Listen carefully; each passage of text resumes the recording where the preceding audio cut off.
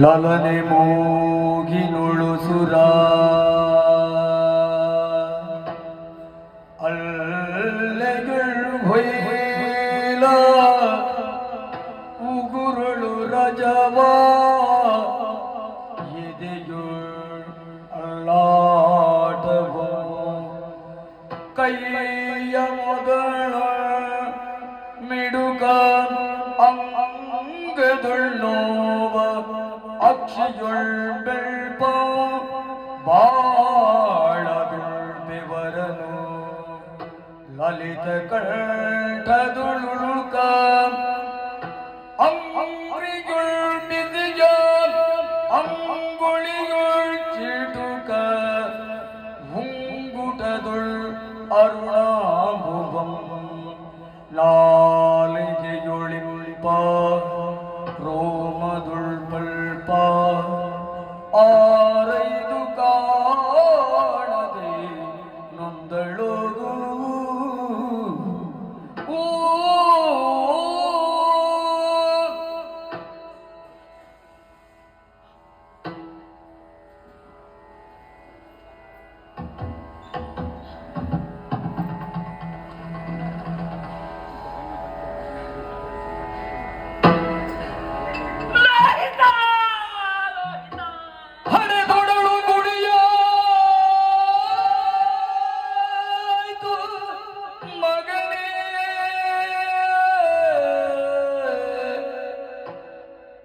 ಹಡೆದೊಡಲು ಹುಡಿಯ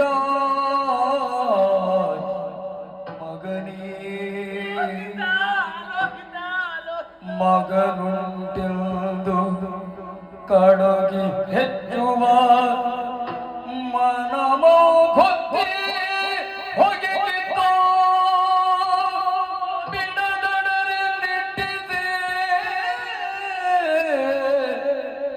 ನಲಿವ ದಿಟ್ಟಿ ಕೆಟ್ಟುವೋ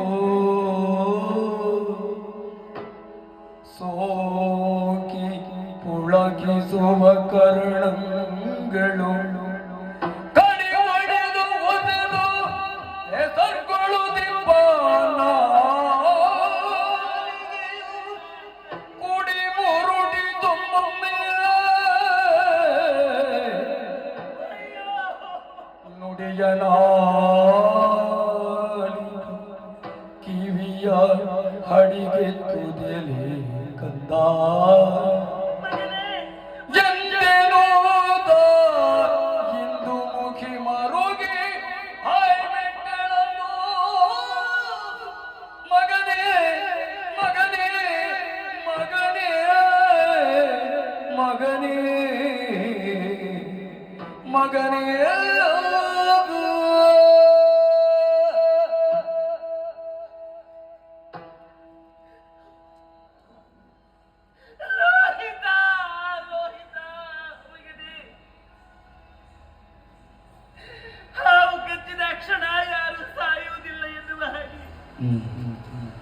ನಿನ್ನ ದೇಹದಲ್ಲಿ ಪ್ರಾಣವಾಯು ಇರಬಹುದು ಎಂದು ತಿಳಿದು ಓಡೋಡಿ ಓಡೋಡಿ ಬಂದು ಬಿಡುತ್ತಾದು. ಇಲ್ಲಿ ನೋಡಿದರೆ ಮೂಗಿನಲ್ಲಿ ಉಸಿರಿಲ್ಲ, ಹಣೆಯಲ್ಲಿ ಬೆವರಿಲ್ಲ, ಕಣ್ಣಲ್ಲಿ ಬೆಳಕಿಲ್ಲ, ಬೆರಳಿನಲ್ಲಿ ಲಟಿಕೆ ಇಲ್ಲ, ಲಲಿತ ಕಂಠದಲ್ಲಿ ಸಂಚಾರವಿಲ್ಲ, ಎದೆಯಲ್ಲಿ ಬಡಿತವಿಲ್ಲ. ಅಯ್ಯೋ ವಿಧಿಯೇ, ನಿನ್ನ ಮರ್ಮಾಂಗಗಳನ್ನು ಪರೀಕ್ಷಿಸಿದರೆ ಪ್ರಾಣವಾಯು ಇಲ್ಲ ಮಗನೇ, ಪ್ರಾಣವಾಯು ಇಲ್ಲ. ಮದುವೆಯಾಗಿ ಅರ್ಧ ಆಯುಷ್ಯದ ತನಕ ಮಕ್ಕಳಿಲ್ಲ ಎನ್ನುವ ಹಾಗೆ ಚಿಂತಿಸಿದವರು ನಾವು. ವರುಣ ದೇವನಿಗೆ ಹರಕೆಯನ್ನು ಹೊತ್ತು ಇದನ್ನು ಪಡೆದು ಬಿಡಲಾದ ಮಗನೇ. ಚಕ್ರವರ್ತಿಗೆ ಒಬ್ಬ ಸುಕುಮಾರ ಹುಟ್ಟಿದ ಎನ್ನುವ ಹಾಗೆ ಸಮಸ್ತ ಸಾಕೇತದಲ್ಲಿ ಪ್ರಜೆಗಳೆಲ್ಲರೂ ವಿಶ್ರಮಿಸಿದರು.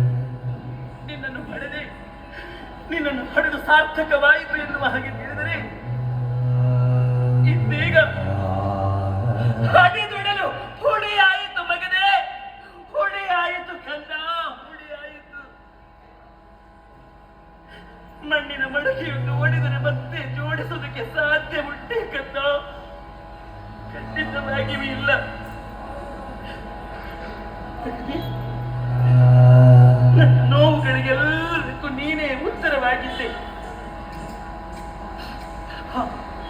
ಸಿರಿ ಹೋದ ಮರುಕಮಂ ನೆಲೆಗಟ್ಟ ಚಿಂತೆಯನ್ನು ಪರದೇಶಿಗಳಾಗಿ ಅನ್ಯರಿಗೆ ತೊತ್ತಾದಂತಹ ಭಂಗವನ್ನು ನಿನ್ನ ಅಯ್ಯನಿಗಾದಂತಹ ಅಜ್ಞಾತದ ಅಳಲನ್ನು ಇದೆಲ್ಲದಕ್ಕೂ ಉತ್ತರ ನಿನ್ನ ಮುಖ ಹೊಂದಿತ್ತು ಮಗನೇ. ಇನ್ನು ನನಗೆ ಯಾರಿದ್ದಾರೆ ಕಂದ, ಯಾರಿದ್ದಾರೆ ಮಗನೇ ಎನ್ನುವ ಹಾಗೆ ಬಾಯಿ ತುಂಬ ಕರೆಯುವುದಕ್ಕೆ ಯಾರಿದ್ದಾರೆ ಮಗನೇ? ಅಯ್ಯೋ ಅಯ್ಯೋ, ಹಣದೊಡಲು ಹುಡಿಯಾಯಿತು ಕಂದ, ಹುಡಿಯಾಯಿತು. ತರಣಿ ವಂಶದಲ್ಲಿ ಪುಟ್ಟಿ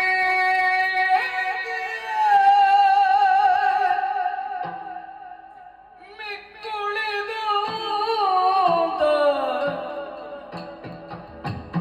ಧರಣಿ ಪರದೆಯ ಮೆಟ್ಟಿ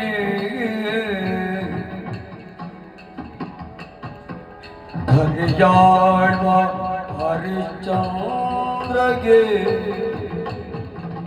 ಪುತ್ರನೆಂದೆನಿಸಿ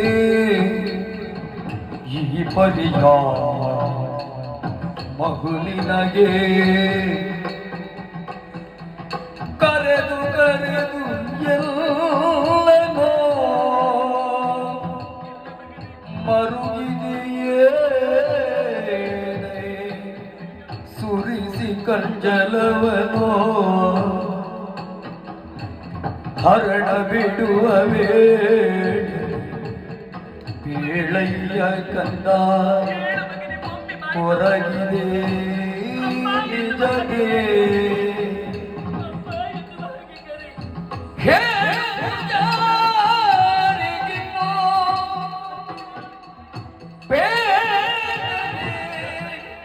ದೂರಕ್ಕೆ ಬರುಂಡೆ ಇದನು ಹಾ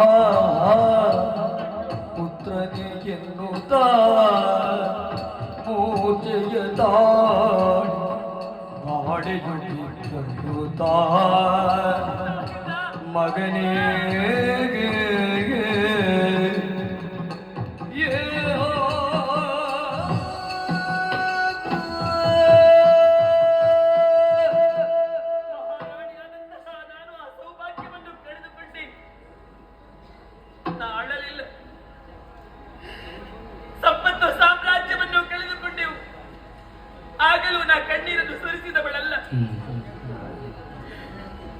ಪರದೇಶಿಗರಾಗಿ ಉಡುವುದಕ್ಕೆ ಬಟ್ಟೆ ಇಲ್ಲ.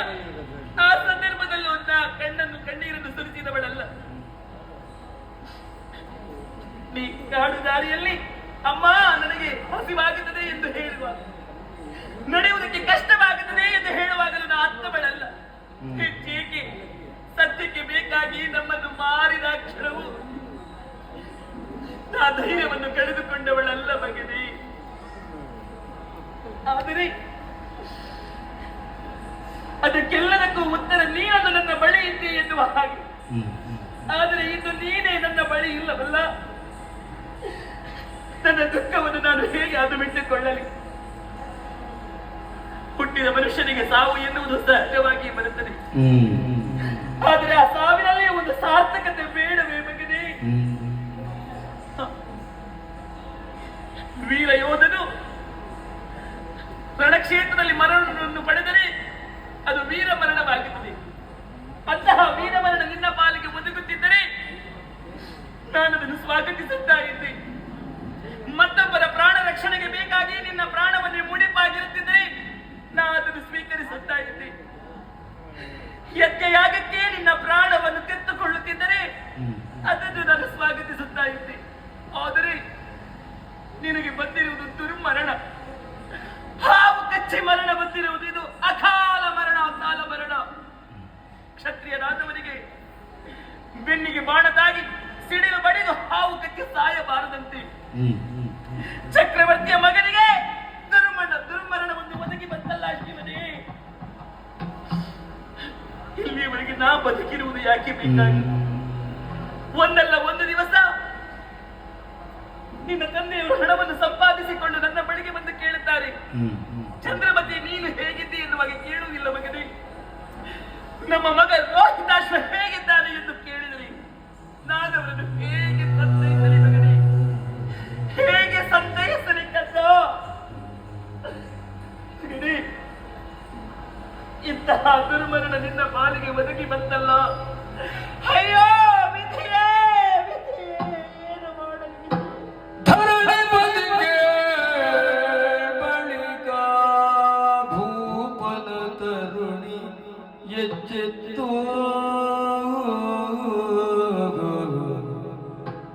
ನಾನೀ ಪರಿಯೊಳತ್ತರೆ ಕೇಳುವರೊಡೆ ಇನ್ನು ಬಾಲಕನಾಗ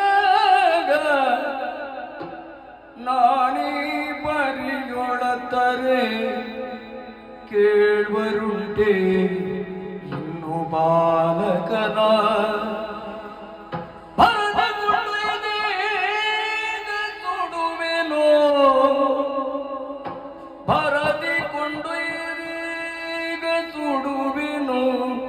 ವರ ಸ್ಮಶಾನದೊಳೆನು ತಲಾಕ್ಷಣ ತರಳೆ ತಾನೇ ಶವವ ಹೊತ್ತೈದಳು ಈರುಳಿನಲಿಗೆ ಕಂದ ಕಂದ ಆ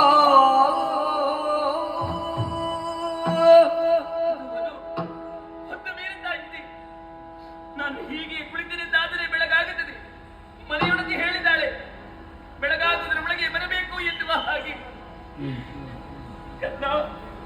ನೋಡು ನನ್ನ ದೌರ್ಭಾಗ್ಯ, ನಿನ್ನ ಹೆಣದ ಮುಂದೆ ಕಣ್ಣೀರನ್ನು ಸುರಿಸುವಂತಹ ಭಾಗ್ಯವು ನನಗೆ ಆ ದೇವರು ಕಲ್ಪಿಸಿಕೊಡಲಿಲ್ಲ. ಹೊತ್ತು ಮೀರಿದರು ಎನ್ನಾದರೆ ಅಲ್ಲಿರುವಂತಹ ಕೆಲಸ ಹಾಗೆ ಉಳಿಯುತ್ತದೆ. ಇಂಥ ಮಗನೇ, ಈ ನಾಯಿಗಳೆಲ್ಲದಕ್ಕೂ ಆಹಾರವಾಗುವುದಕ್ಕಿಂತ ಮುಂಚಿತವಾಗಿ ನಿನ್ನ ದೇಹಕ್ಕೆ ಅಂತ್ಯ ಸಂಸ್ಕಾರವನ್ನು ನಾನು ಮಾಡಬೇಕು. ಹೇಳುವುದನ್ನು ಕೇಳಿದ್ದೇನೆ. ಹತ್ತಿರದಲ್ಲಿ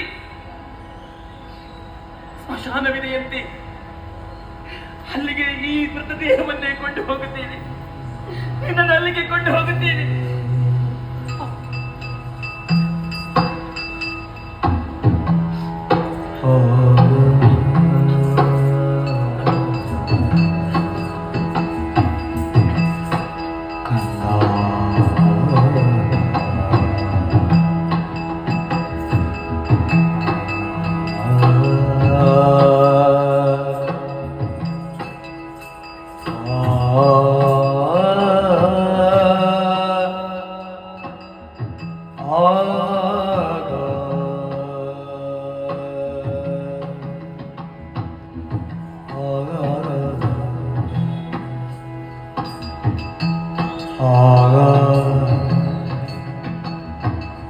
ಕಂದ